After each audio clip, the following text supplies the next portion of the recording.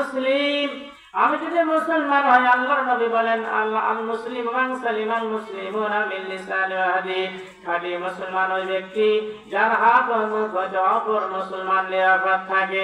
আল্লাহর নবী বলেন খাঁটি মুসলমান মুখের দ্বারায় কোনো মানুষ যেন কষ্ট না পায়, হাতের দ্বারা যেন কষ্ট না পায়, চোখের দ্বারা যেন কষ্ট না পায়। কার মানে বোঝা গেল আপনি 3.5 হাত বডির মধ্যে, 3.5 হাত দেহের মধ্যে কোনো মানুষ যেন কষ্ট না পায়, যার নাম হলো মুসলিম।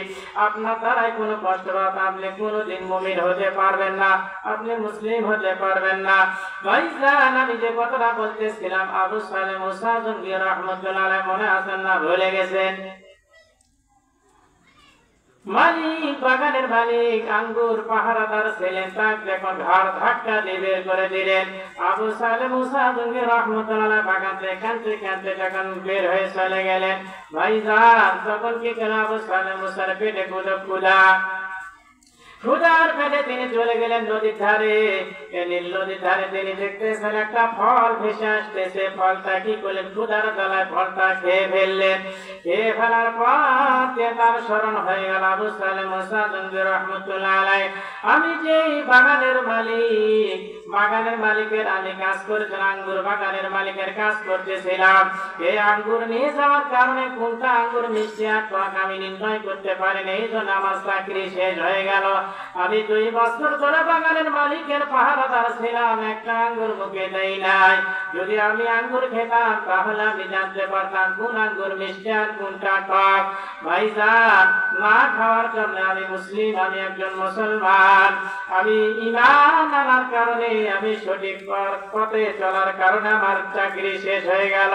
আমি আবার ভুল করলাম, কার গাছের এই ফল খেলাম।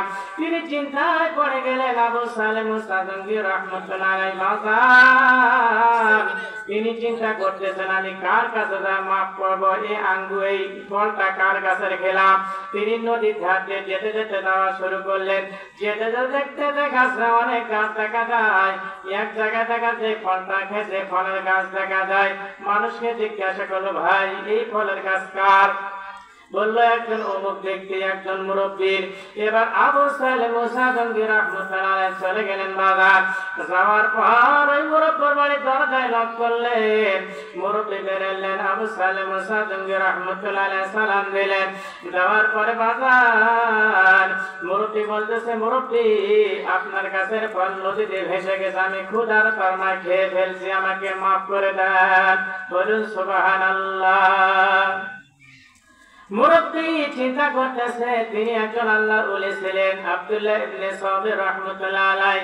কত মানুষ আমার কাছের ফল করে খায়, কত মানুষ ফল আমার কাছের ফল নদীতে ভেসে যায়, কত মানুষ খায়, কোনোদিন মাফ চায় নাই, কোনোদিন আমার কাছে ক্ষমা চাইতে আসে নাই। এই যুবক যেহেতু আমার কাছে মাফ চাইতে আসে, এই যুবক অবশ্যই আল্লাহওয়ালা ব্যক্তি হবে। বলেন সুবহানাল্লাহ। ভাইজান, মুসলিম কাকে বলে, মুসলমান কাকে বলে, ভালো করে খেয়াল করে